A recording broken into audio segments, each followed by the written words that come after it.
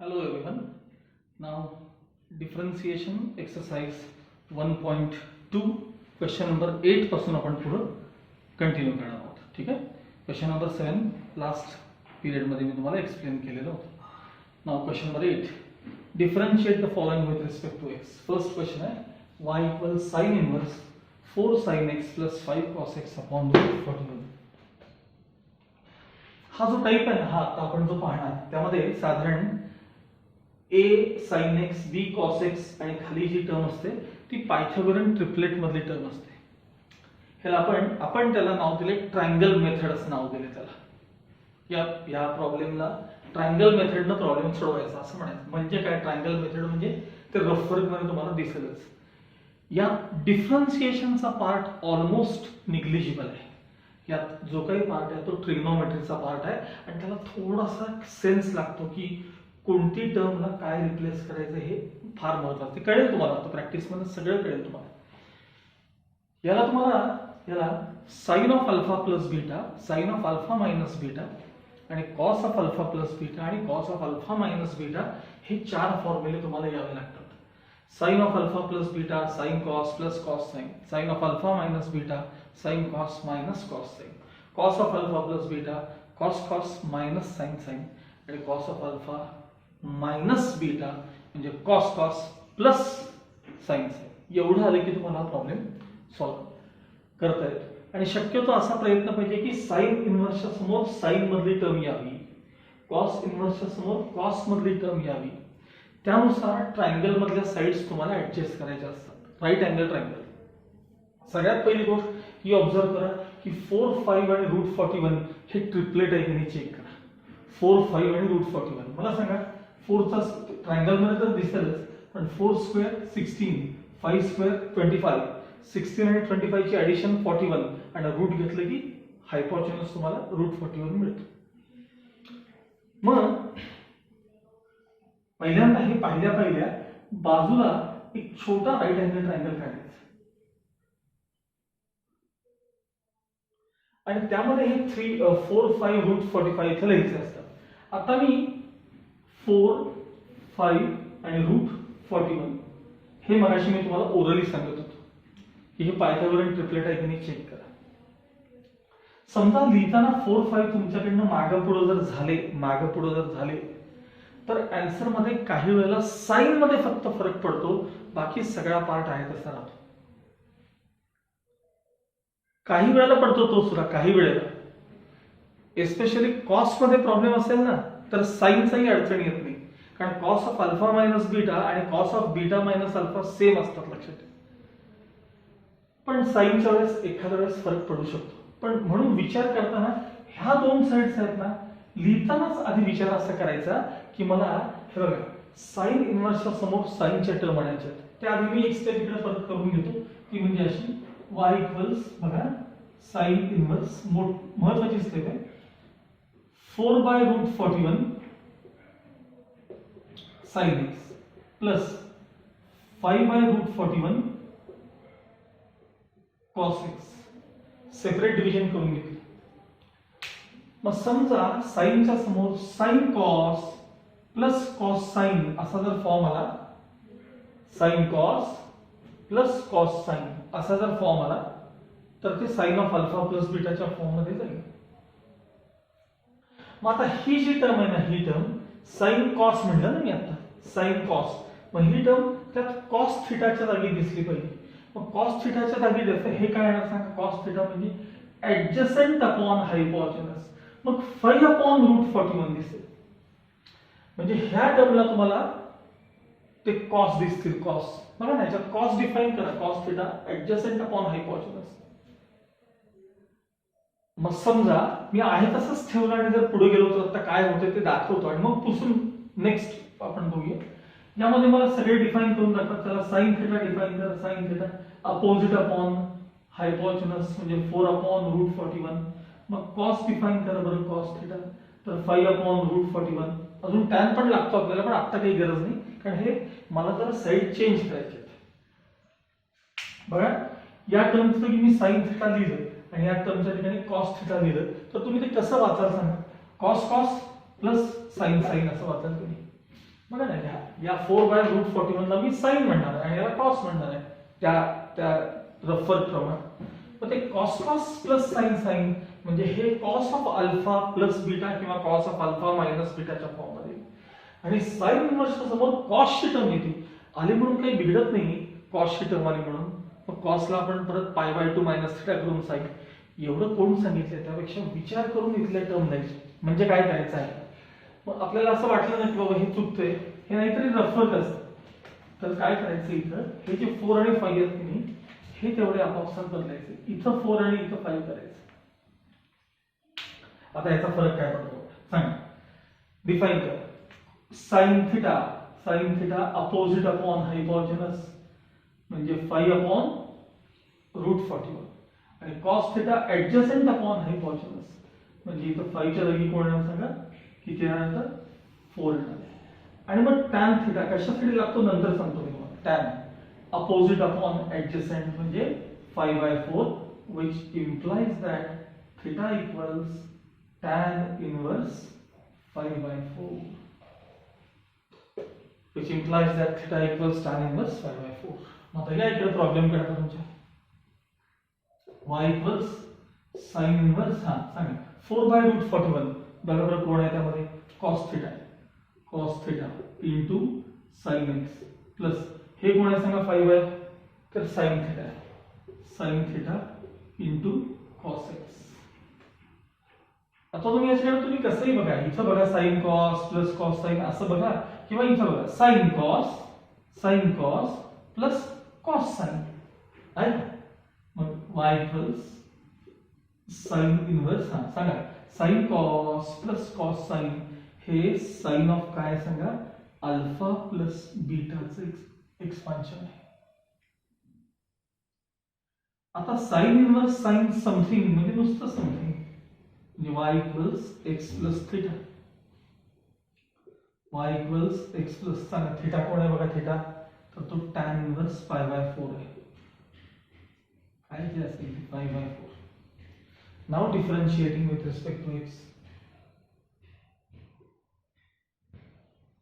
इकडे लिहितो dy/dx equals d/dx of x plus tan inverse 5/4. x चा डेरिव्हेटिव्ह 1, कॉन्स्टंट चा डेरिव्हेटिव्ह 0, फायनल आन्सर +1. या प्रॉब्लेमचे आन्सर्स आयदर +1 और -1 एवढेच असतात, +1 और -1. एखाद्या वेळेस जर साईड इकडे तिकडे झाला तर आन्सर -1 पण यायची शक्यता असते. पण आपण प्रयत्न असा करायचा की साइन इनवर्स आहे ना समोर साइनचा फॉर्मॅट मध्ये, मग त्यासाठी आपल्याला बदलावं लागलं तरी चालेल. तिथे बिघडत काहीच नाही, साइन इनवर्स समोर कॉस आहे म्हणून काही बिघडत नाही. मग कॉसला परत π/2 - θ वगैरे करून घ्यावं लागतं. त्यापेक्षा शक्यतो साइन इनवर्स समोर साइन आणा, कॉस इनवर्सच्या समोर कॉस आणा, एवढा प्रयत्न करा. ओके, एकदम तुम्ही म्हणलं ना ह्याचा डेरिव्हेटिव्हचा पार्ट एकदम निग्लिजिबल आहे. मेन पार्ट आहे तो हा ट्रिग्नोमेट्रीचा आणि एस्पेशली ट्रायंगल मध्ये कुठं काय लिहायचं ते पण हेच दोघं हायपोटेनस तर ठरलेला असतो, फिक्स असतो. हे दोघं तुम्हाला सारखं मागे पुढे करावे लागतात, रेफर करून ते तुम्हाला जमतं, काही अवघड नाही. ओके, आणखी एखादा दुसरा क्वेश्चन बघूया आपण पुढे. Next question, y equals cos inverse √3 cos x minus sin x upon 2 असा क्वेश्चन आहे. आता इथं जे sin x आहे की नाही ऍक्च्युली 1 sin x असतात. 1 म्हणजे ट्रायंगल करता आपल्याला तो 1 लागतो म्हणून. ठीक आहे, बरं. आता पहिले सेपरेट डिव्हिजन करून ठेवतो म्हणजे तुम्हाला 30 स्टेप लवकर कळेल. तिकडे काय लिहायचं ते, y equals cos inverse √3/2 cos x minus 1/2 sin x. आता बघा इथंच विचार केला की तिकडच्या साईड कशा द्यायच्या लगेच कळतात. cos इनवर्सच्या समोर शक्यतो cos ची टर्म यावी, मग cos मायनस sin असं लिहावं. cos मायनस sin म्हणजे ह्याला cos यावं ह्याला sin यावं असा तो ट्रायंगल तुम्ही तिथे काढायचा. आणि पहिलं हे चेक करायचं की √3, 1 आणि 2 हे पायथागोरियन ट्रिपलेट आहे का. हा नेहमी हायपोटेनस असतो लक्षात ठेवायचं. √3 चा स्क्वेअर 3 1 चा स्क्वेअर 1, 3 + 1 4 आणि त्या 4 चं रूट 2. बघा ट्रिपलेट आहे. मग समजा असं लिहिलं तर काय होईल? विचार करायचा बघा. √3 1 आणि 2 असं लिहिल्यावर आणि इथं थिटा लिहिलं की काय होईल विचार करा. सांगा. त्यात मी sin थिटा डिफाइन केला. sin थिटा की अपोजिट अपॉन हायपोटेनस. √3/2 ला sin या लागलेलं आहे. ह्याला sin म्हणजे ह्याला cos येणार. तेव्हा ना cos थिटा 1/2 आहे की नाही. मग मला सांगा sin cos - cos sin बिघडत काही नाही, पण ते sin मध्ये जाणार ना. तर त्यापेक्षा असं करा ना, मी हे मुद्दामून पहिल्यांदा तुम्हाला चुकीचं दाखवतो बरं का, मुद्दामून. ऍक्च्युअली मला इथं बघितलं कळत असते की कुठं काय लिहायचं, पण हे तुम्ही असं केल्याशिवाय तुम्हाला येणार नाही. म्हणून मग चेंज करायचं. काय आपलं नाही तर ते रफवर्क असतं, पेन्सिलनं पण लिहिलेलं असतं. इथं √3 लिहा आणि इथं 1 लिहा. चला आता डिफाइन करा. सांगा sin theta opposite upon hypotenuse, cos theta adjacent upon hypotenuse, tan theta opposite upon. इथंच लिहिलं. therefore theta equals tan inverse 1/√3. या इकडे आता तुमच्या रफवर y equals cos inverse. सांगा √3/2 ला काय लिहायचं आपल्याला? cos थिटा लिहायचं. cos theta into cos x as it is minus ह्याला काय लिहायचं आपल्याला? sin theta into sin x as it is. आता हा प्रोडक्ट आहे, हे मागे पुढे बघितलं तर काही विचारत नाही. So y equals cos inverse. तुम्ही कसं बघाल तसं लिहा. हे बघा मी असं म्हणतो cos cos minus sin sin म्हणजे हे cos of alpha plus beta किंवा थिटा प्लस एक्स तरी काही बिघडत नाही. काय प्लस साइन तर आहे, मागे पुढे जाऊन काय फरक पडणार आहे. मग कॉस इनवर्स कॉस समथिंग म्हणजे something x plus theta. Cos inverse cos something म्हणजे समथिंग. पुन्हा थिटा रिप्लेस करायचा tan इनवर्स 1/√3. आता मी पुढे ओरली सांगणार आहे. मागचा प्रॉब्लेम पाहिलाय तुम्ही, म्हटलं तर दाखवतो नेक्स्ट टाइम. आता डायरेक्ट सांगा. थिटा म्हणजे काय सांगा? tan inverse 1/√3. ऍक्च्युअली tan 30 ची व्हॅल्यू 1/√3 आहे. तुम्ही त्या tan 30 म्हणजे याला π/6 पण लिहू शकता पाहिजे असेल तर. काही नाहीतरी त्याचा कॉन्स्टंटचा डेरिव्हेटिव्ह 0 असणार आहे, म्हणून मी काही त्याचा विचार करत नाही फारसा. Now differentiating with respect to x. dy/dx equals dy/dx of एवढं सगळं पहिले लिहायचं. त्यात x चा डेरिव्हेटिव्ह 1 आणि कॉन्स्टंटचा डेरिव्हेटिव्ह 0. म्हणजे फायनल आन्सर dy/dx इक्वल्स किती येणार आहे? 1 येणार आहे. साधारण या प्रकारचे हे क्वेश्चन्स आहेत. आला का बघा लक्षात? ठीक आहे. Now third question. y equals sin inverse cos of root x plus sin of root x upon √2. आता इथे काय करायचं लक्षात घ्या. तर cos of root x च्या अलीकडे पेन्सिलला 1 लिहायचं 1 आणि यालाही 1 लिहायचं 1 sin of root x ला. आणि बघा बरं 1 1 √2 हे ट्रिपलेट आहे की नाही सांगा तुम्ही. 1 1 √2. आता इथं मागे पुढे काही काय 1 1 आहे, सेम आहे, आयसोसेलेस ट्रायंगल आहे. त्यामुळे इथं आता थोडंफार काही तरी चालतंय बघा. हा थिटा 1 1 √2. चल sin थिटा डिफाइन करा 1/√2 opposite upon hypotenuse. cos theta define करा 1/√2. tan थिटा डिफाइन करा अपोजिट अपॉन एडजसेंट म्हणजे 1. therefore theta equals tan inverse 1 किंवा π/4 लिहिलं तरी चालतं. tan इनवर्स 1 लिहिलं तरी चालतं, π/4 लिहिलं तरी चालतं. इकडे आपलं नेहमीप्रमाणे आता सेपरेट डिव्हिजन करूया. y equals sin inverse bracket मध्ये 1/√2 cos of root x plus 1/√2 sin of root x. आता समजा तुम्ही ह्या 1/√2 ला समजा cos दिली, समजा मी लिहिणार नाही पण समजा म्हणजे तर cos cos मग याला तुम्हाला sin द्यायला पाहिजे. sin sin मग cos cos sin sin मग तो cos मधला फॉर्म्युला पाहिजे. sin इनवर्सच्या समोर शक्यतो sin चा पार्ट आणा. मग या 1/√2 ला पहिल्या 1/√2 ला आपण sin घेऊया. sin म्हणजे कसं sin cos plus cos sin चा फॉर्म बघायचा म्हणजे sin of alpha plus beta. म्हणून ते विचार करून द्यायचं बघा sin इनवर्स. ह्याला मी sin देणार आहे या 1/√2 ला cos रूट x प्लस आता ह्याला cos लिहिणार आहे मी cos theta into sine of root x. So y equals sine inverse sine of हे बघा साइन कॉस कुठेही बघा तुम्ही sine cos plus cos sine म्हणजे sine of alpha plus beta म्हणजे sine of theta plus root x किंवा root x plus theta काहीही चालतं. साइन इनवर्स साइन समथिंग म्हणजे something. So y equals theta plus root x. Theta काय तिकडे बघा tan inverse 1 किंवा π/4 तुम्हाला जे पाहिजे ते रिप्लेस करा थीटाला. Now differentiating with respect to x, dy by dx equals d by dx of π/4 plus root x equals सांगा constant चा derivative 0 and root x चा derivative 1/2 root x. So final answer is dy by dx equals 1/2 root x. Okay? Okay. Now 6th question त्यातला मधले मी दोन सोडून दिलेले direct 6th question घेतलाय. y equals cosec inverse 10/-dash असा form आहे. आता त्या पेज नंबर 20 वरती जी फॉर्म्युलेची लिस्ट आहे ना त्यात एकदा जाऊन बघा. साइन इनवर्स x म्हणजे कोसेक इनवर्स 1/x किंवा cosec inverse x equals sine inverse 1/x.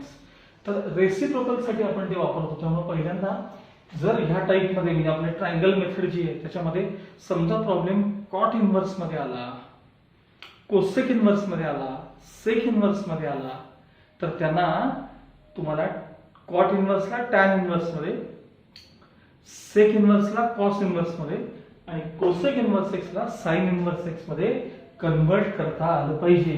त्यामुळे पहिली स्टेप ही जी आहे ती कोसेक इनवर्सला आपण साइन इनवर्स मध्ये कन्वर्ट करणार. साइन इनवर्स हे खाली वर करायचं तर बस sin of 2 raised to x minus 8 cos of 2 raised to x upon 10. आता चेक करायचं की 6, 8, 10 हे पायथागोरन ट्रिपलेट आहे की नाही बघून घ्यायचं. सेपरेट डिव्हिजन करतोय मी आता. y equals sin inverse 6/10 sin of 2 raised to x minus 8/10 cos of 2 raised to x. काही त्याला रिड्यूस करायला काही करायचं नाही. असू देत 6, 8, 10 आहे तसे राहते. बाजूला एक ट्रायंगल काढून घ्यायचा थीटा. आता विचार करूनच 6, 8, 10 लिहा. हा तर 10 हायपोटेन्यूस फिक्स आहे. 6 आणि 8 कुठं कुठं लिहायचे विचार करा.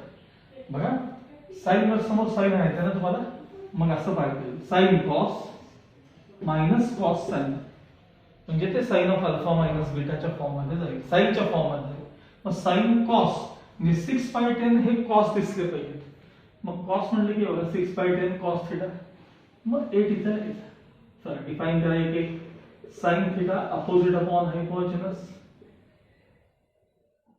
Cos theta adjacent upon हायपोटेन्यूस, tan theta opposite upon adjacent, theta equals tan inverse 8/6. Continue. y equals sin inverse चला 6/10 म्हणजे कोण cos theta, cos theta into sin of 2 raised to x minus 8/10 म्हणजे sin theta into cos of 2 raised to x. आता बघा sin cos minus cos sin म्हणजे y equals sin inverse sin of alpha minus beta sin cos minus cos sin sin of alpha minus beta. sin inverse sin something म्हणजे something y equals 2 raised to x minus theta. theta तुम्ही त्या tan inverse ने replace करा. so y equals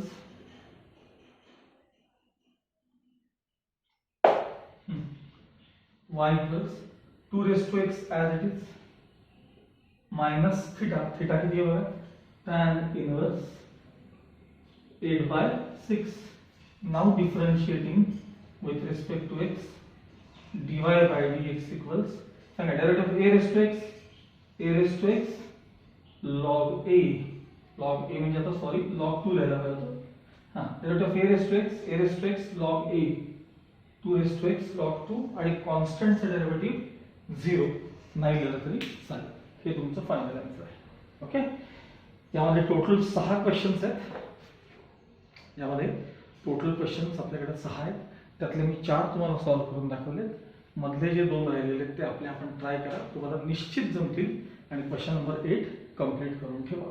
okay, next पिरियडमध्ये 9 आणि 10 हे questions पाहणार. आणि पेअर ऑफ लाईन्सची सगळ्यांनी आता तयारी करून ठेवा. पेअर ऑफ लाईन्स एक MCQची, त्याच्यावर आपण टेस्ट घेणार आहोत. मी तुम्हाला 2-3 दिवस अलीकडे सांगेन, त्याची आपण टेस्ट घेऊ. Pair of lines. ओके, तयारी करायला